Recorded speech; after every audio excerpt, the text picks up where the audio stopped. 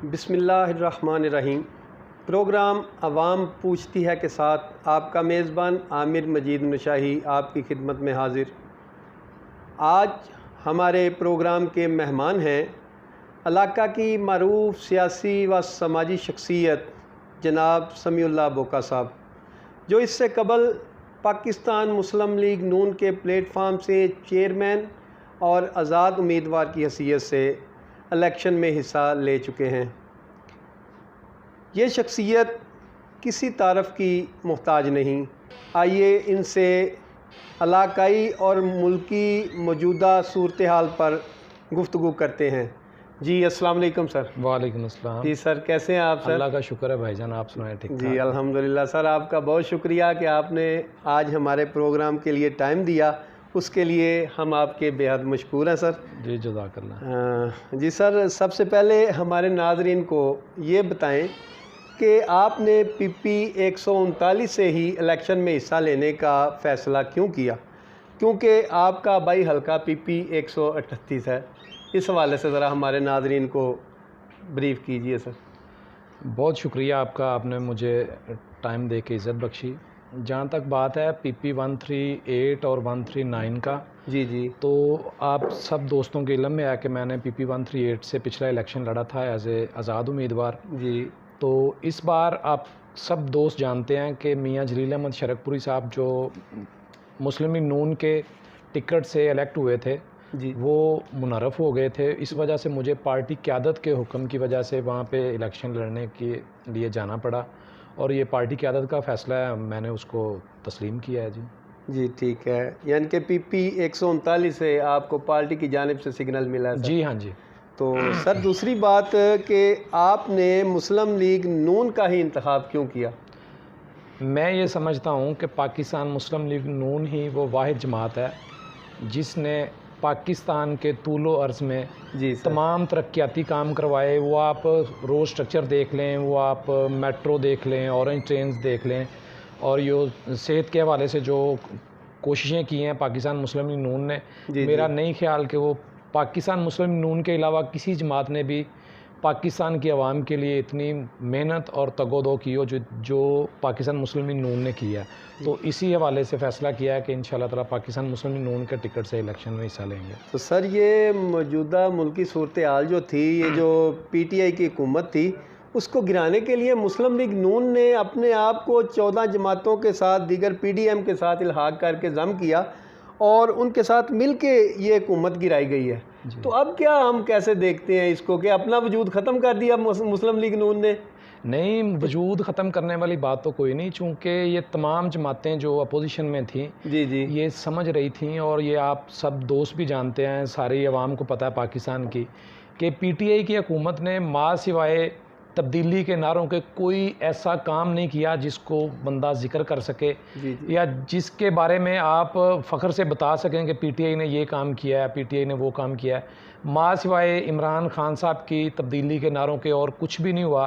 اسی لیے پاکستان مسلم لیگ نون نے تمام اپوزیشن کی جماعتوں کو ساتھ لے کے یہ فیصلہ کیا کہ ہمیں پاکستان کی عوام کو بچانے کے لیے یہ جو بوجھ ہے، پی ٹی آئی نے جو گند ڈالا ہوا ہے، اس کا بوجھ اٹھانا پڑے گا، تو اسی لیے فیصلہ ہوا تمام جماعتوں کے ساتھ مل کے۔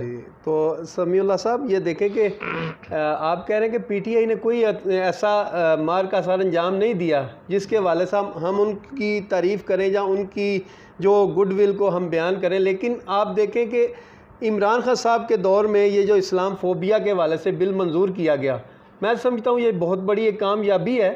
اور دوسری بات یہ جو ڈیم کے حوالے سے بات چلتی رہی ہے کہ ڈیم نہیں بن رہے یا ڈیم کی کوئی تعمیراتی کام ڈیموں کا شروع نہیں ہے، اس حوالے سے اکثر اخبارات، ٹی وی چینل سب پہ واویلا چلتا رہا، لیکن جب ہمارے پرائم منسٹر وزیر اعظم جناب میاں شہباز شریف صاحب جیسے ہی وہ سلیکٹ ہوئے ہیں ان جماعتوں کے ساتھ الحاق کے بعد، انہوں نے اس عدم اعتماد پیش کی اور حکومت کو گرایا پی ٹی آئی کو، تو فوری طور پہ شہباز شریف صاحب جو ہے وہ ان ڈیموں کے دورے کے لیے پہنچ گئے۔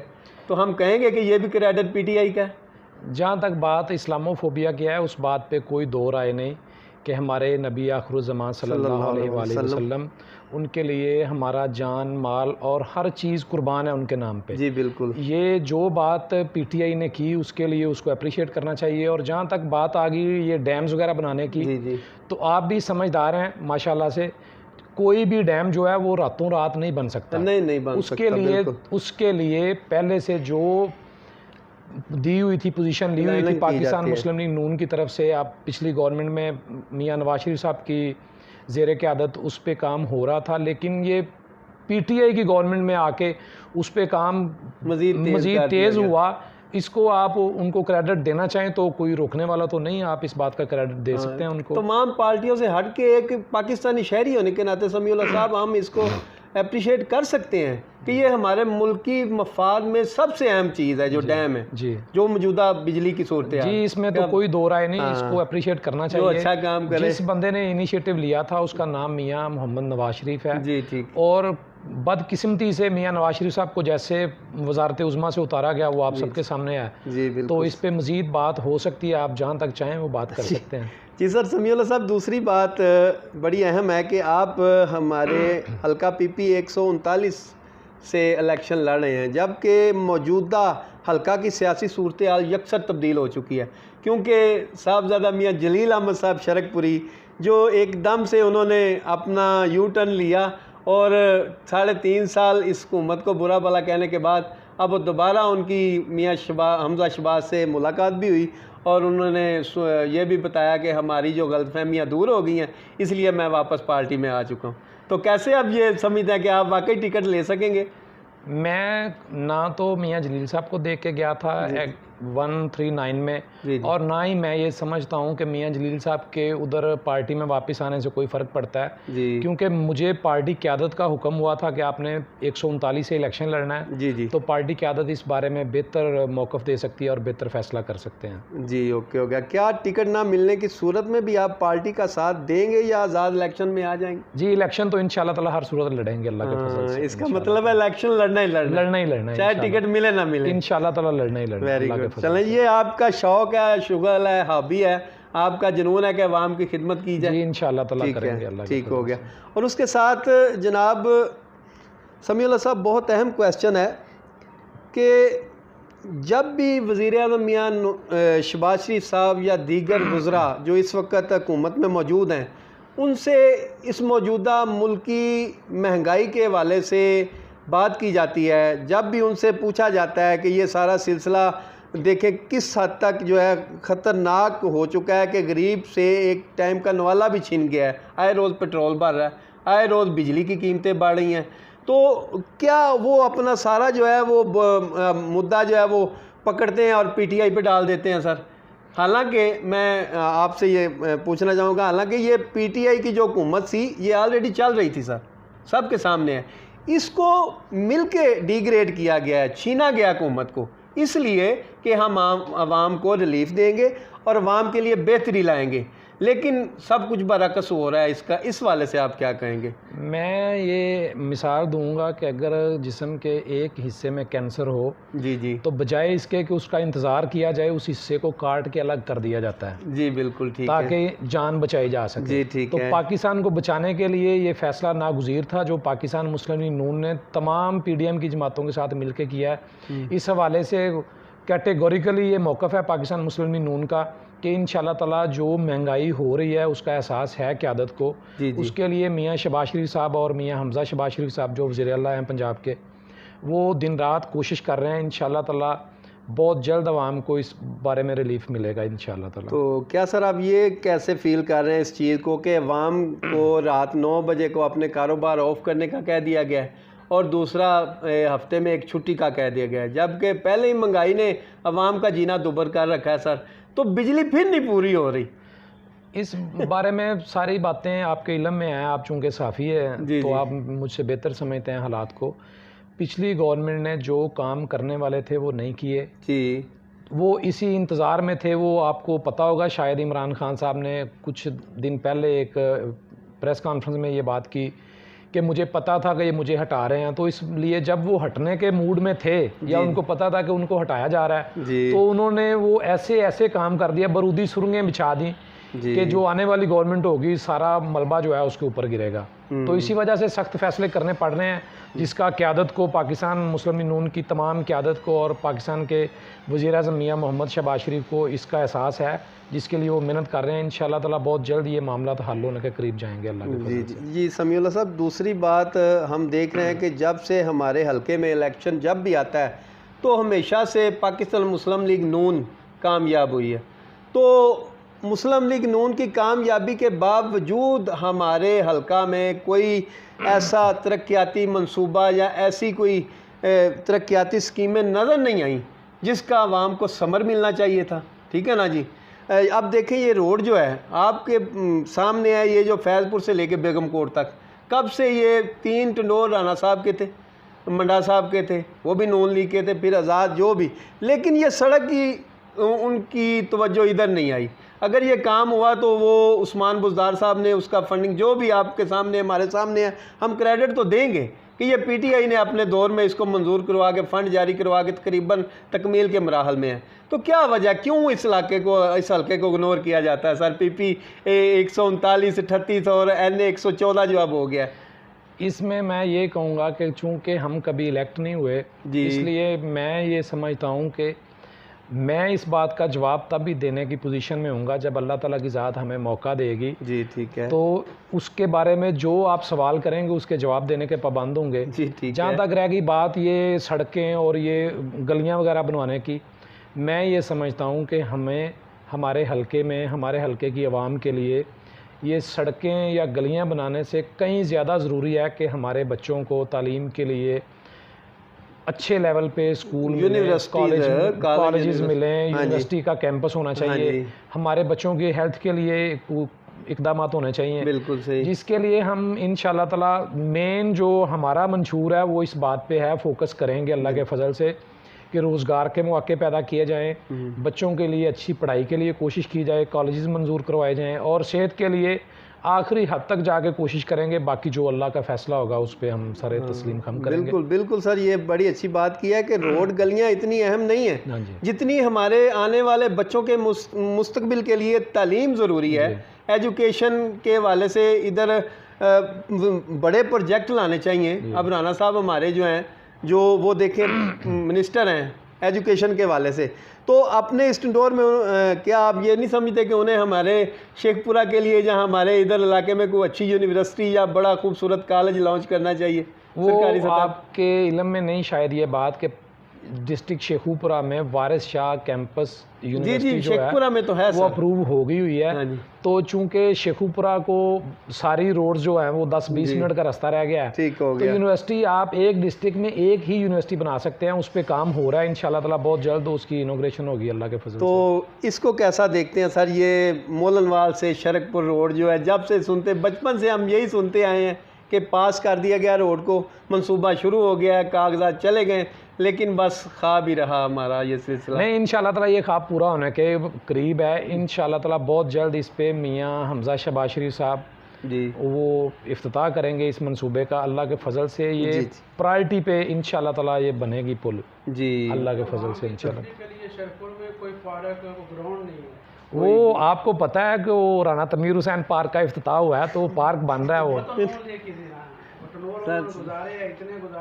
اس کے باوجود پارک بچوں کی ایکٹیویٹی کوئی چیز مہیا نہیں کر سکتا. نہیں, وہ رانا تنویر حسین پارک وہ انوگریشن ہوئی ہے اس کی, تو بن رہی ہے. سر آپ کیا یہ نہیں دیکھ رہے کہ وہ اتنے بڑے پروجیکٹ کو مسمار کرنے کے بعد صرف اس کو صرف پارک کا نام دے دیا گیا ہے, جہاں صرف پھول بوٹے اور وہ پارک بنے گی. کیا وہاں جو سپورٹس کمپلیکس کا وہ دیا گیا تھا اشارہ, کیا اس کا وہاں پہ تکمیل ہونا ضروری ہے, یا صرف ایک پلے گراؤنڈ کا ہی بننا ضروری ہے؟ چلیں آپ اس طرف توجہ دلا رہے ہیں, تو انشاءاللہ تعالیٰ کوشش کریں گے اپنے فیڈرل منسٹر صاحب سے بات کریں, گزارش کرتے ہیں کہ یہ ہمارے مستقبل ہے بچوں کا, اس کو سپورٹس کمپلیکس کے لیے اس کو اناؤنس کریں. چلیں یہ بات کرتے ہیں انشاءاللہ تعالیٰ رانا تنویر صاحب سے, اور اگر وزیر اعلیٰ پنجاب سے بات کرنی پڑی تو انشاءاللہ تعالیٰ یہ وعدہ ہے کہ کریں گے اللہ کے فضل سے. جی آخر میں ہاں, یہ وہاں کے لیے بہت بڑا گفٹ ہوگا سر انشاءاللہ تعالیٰ. وزیر اعلیٰ پنجاب سے اس بارے میں بات کریں گے. سر سننے میں آ رہا ہے کہ 5 تاریخ تک, یہ جو 5 جولائی ہے, کوئی 10 سے 15 فیڈر بسیں ہمارے شرکپور کے لیے کوئی منظوری کے مراحل میں ہیں، کیا اس کے لیے کوئی آپ کے علم میں ہے سر؟ یہ میرے علم میں ایسی بات کوئی نہیں، اگر کوئی ہوئی تو وہ 1-2 دنوں میں انشاءاللہ تعالیٰ لیکن ہونا چاہیے، ہونا چاہیے، 100% ہونا چاہیے۔ یہ دیکھیں کتنا بڑا وہ علاقے ہمیشہ ترقی کرتے ہیں جہاں ٹرانسپورٹ سب سے میجر مسئلہ ہوتا ہے، لیکن بدقسمتی سے ہمارا شرکپور ایک ایسا خطہ ہے کہ جہاں ہمارے شرکپور میں ٹرانسپورٹ تو الگ کی بات، ٹرانسپورٹر کے لیے کوئی پراپر اڈا تک نہیں بن سکا آج تک جب سے پاکستان بنا ہے۔ یہ بات ذہن میں ہے، انشاءاللہ تعالیٰ اس کے لیے بھرپور کوشش کریں گے اللہ کے فضل تو سے۔ سر یہ جو ٹرانسپورٹ ہے اس کے لیے اگر آپ کے علم میں نہیں بھی ہے تو ہم آواز بلند کرتے ہیں، آپ سے یہ ریکویسٹ کرتے ہیں کہ آپ اس کو ذاتی پین لے کے فیڈر بسوں کا اہتمام کریں تاکہ شرکپور سے شادرہ تک اگر فیڈر بس چلتی ہے تو دیکھیں کتنے دیہات راستے میں آتے ہیں، گاؤں آتے ہیں جن کی عوام ریلیکس۔ یہ آپ کے توسط سے حلقہ کی عوام سے وعدہ ہے کہ اس کے لیے آواز اٹھائیں گے وزیر اعلیٰ پنجاب کے ساتھ انشاءاللہ تعالیٰ۔ کامیاب کریں تو آپ کا علاقے کے لیے کیا منشور ہے؟ منشور یہ ہے کہ سڑکیں یا گلیاں وغیرہ بنانا میری ترجیح میں شامل نہیں ہے، یہ سیکنڈ پارٹ ہوگا جیتنے کے بعد۔ جو سب سے مین ہمیں کوشش کرنے کی ضرورت ہے وہ اپنے بچوں کی پڑھائی کے لیے، اپنے بچوں کی صحت کے لیے کوشش کرنی چاہیے، جس کے لیے میں یہ سمجھتا ہوں کہ ہمیں اپنی نسلوں کو تعلیم کے لیے کوشش کرنی چاہیے۔ ہماری نسلیں تب ہی اچھے شہری اور اچھے ماں باپ ثابت ہوں گے جب ان کو تعلیم پراپر ملے گی۔ اس کے لیے ہمیں دور دراز جانا پڑتا ہے، اس بات کا احساس ہے۔ انشاءاللہ تعالیٰ کوشش کریں گے، فرسٹ پرائرٹی ہوگی کہ ہمارے بچوں کو تعلیم کے لیے یا صحت کے لیے دور دراز علاقوں میں نہ جانا پڑے۔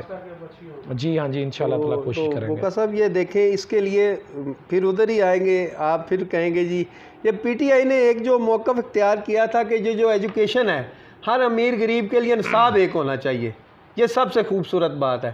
تو ہم یہ بھی ریکویسٹ کریں گے کہ آپ کی جو حکومت اس وقت موجود ہے، چاہے وہ کوئی امیر کا بچہ ہے غریب کا بچہ ہے، اس کے لیے نصاب ایک ہونا ضروری ہے، اس پہ اپلائی کرنا بڑی یہ باتیں پی ٹی آئی نے بڑی مزے کی تھیں، اس بات میں کوئی شک نہیں، وہ تھیں صرف باتیں۔ چلیں اس کو آپ یہ دیکھیں کہ عملی جامہ وزیر اعلیٰ پنجاب تھے جب میاں شہباز شریف صاحب، جی تو انہوں نے ہر اسکول میں کتابیں فری کیں، ہر ہاسپٹل میں دوائیاں فری کیں، انہوں نے آگے تو وہ بھی غریب سے حق چھین لیا تھا۔ جی اس کے لیے آپ یہ دوبارہ بجٹ میں اناؤنس کیا وزیر اعلیٰ پنجاب نے کہ ہم تمام ہسپتالوں کی دوائیاں فری کر رہے ہیں اور ایجوکیشن کے لیے تمام بچوں کو کتب وغیرہ جو فری دی جائیں گی انشاءاللہ تعالیٰ۔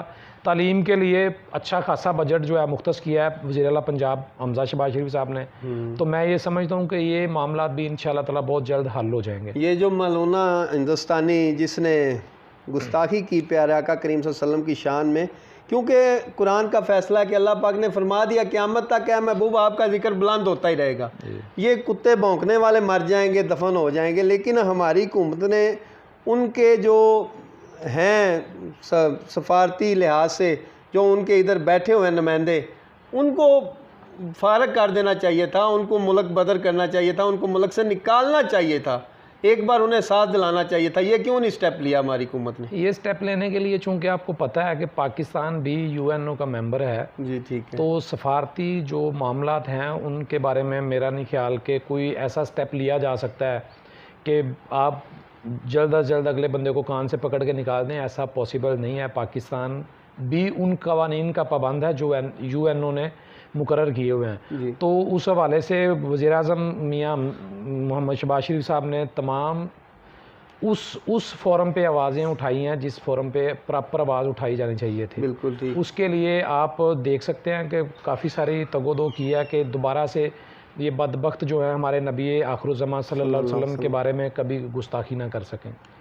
جی سر، تو ماشاءاللہ بہت ہی آپ کا قیمتی ٹائم ہم نے لیا، ہم آپ کے مشکور ہیں۔ آخر میں آپ حلقے کی عوام کے لیے کوئی خوبصورت پیغام کہ آئندہ الیکشن میں کیسے انتخاب کریں اپنے نمائندوں کا، کیسے اپنے ووٹ کاسٹ کریں، یا آپ کیا کوئی پیغام چھوڑیں گے سر؟ پیغام حلقہ کی عوام کے لیے یہی ہوگا کہ آپ اس بندے کو ووٹ دیں، وہ چاہے سمیع اللہ ہو، وہ چاہے کوئی اور کینڈیڈیٹ ہو، جو آپ کے حق کے لیے کھڑا ہو سکتا ہو، جی ٹھیک، جو آپ کے بچوں کی جنگ لڑ سکتا ہو، آپ کو اس کے ساتھ کھڑا ہونا چاہیے اور اس کو ہی ووٹ کرنا چاہیے۔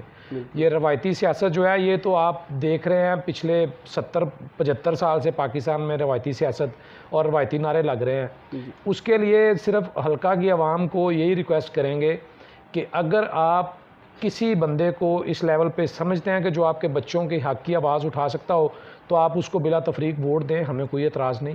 اگر آپ ہم سے اچھا کسی کو کینڈیڈیٹ سمجھتے ہیں تو آپ کو رائٹ ہے اس کو ووٹ دینے کا۔ جی ٹھیک ہے، بالکل ٹھیک ہے جی۔ تو ناظرین، آپ دیکھ رہے تھے پروگرام عوام پوچھتی ہے۔ اس میں آج ہمارے مہمان جو تھے وہ جناب چودھری سمیع اللہ بوکا صاحب تھے، جو ہمارے ساتھ محو گفتگو تھے۔ تو اس کے ساتھ ہی اپنے میزبان عامر مجید نشائی کو اجازت دیجیے، اپنا خیال رکھیے گا، اللہ حافظ۔